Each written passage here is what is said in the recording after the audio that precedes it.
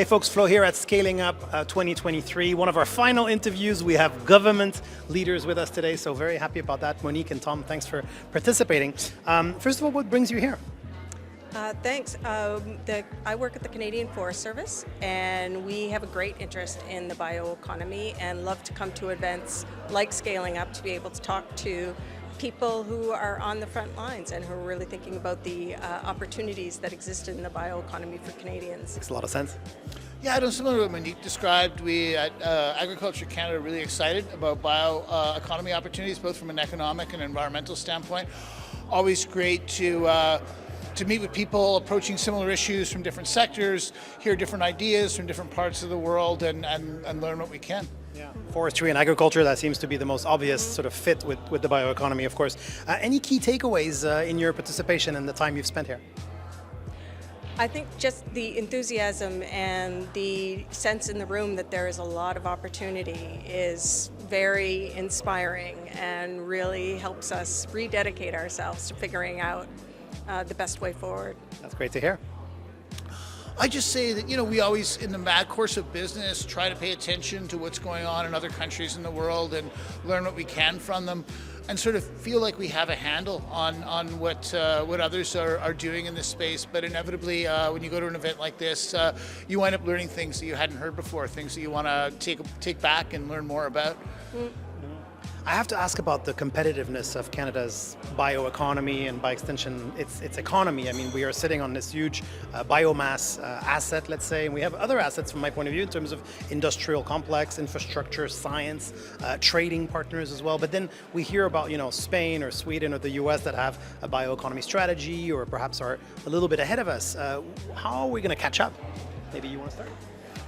Monique can probably talk about the bioeconomy strategy, but I would say in general, if you look back and over the past several years, we put in place a lot of programs to support, certainly in agricultural contracts. I know there's similar programs with forestry to support innovation and decarbonization. But the world doesn't stand still. Other countries are moving forward and having ambitions too, and we constantly need to take stock of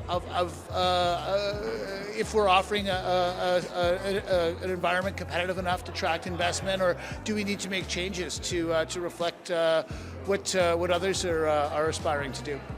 Yeah. So Canada produces per capita the largest amount of biomass in the world. Mm-hmm. So yes, there is a ton of opportunity, and the government's been investing in those opportunities for the forest bioeconomy, as Tom said, for a number of years.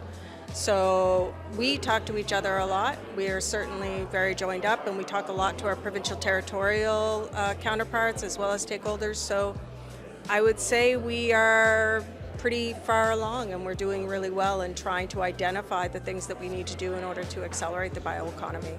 Sounds great. Yeah, scale it up, basically. That's the theme of this conference. Tom, you mentioned a cluster for the bioeconomy. I wasn't aware of it. I imagine others might not be. So could you tell us about that?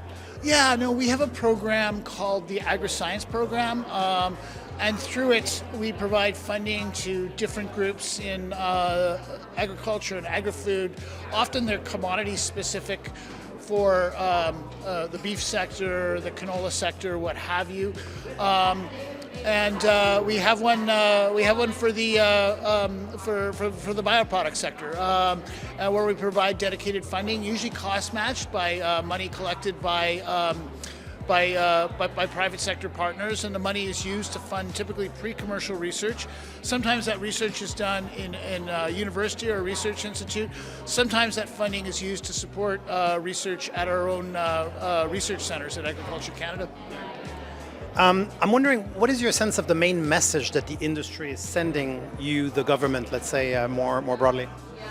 I think what I'm going to take away is the need for all of us to continue to be joined up, both within the federal government and with provincial territorial counterparts, because they have such a role in managing the land in Canada and managing the supply of biomass, whether it's forestry or agriculture, that we need to do more work, continue to do more work together.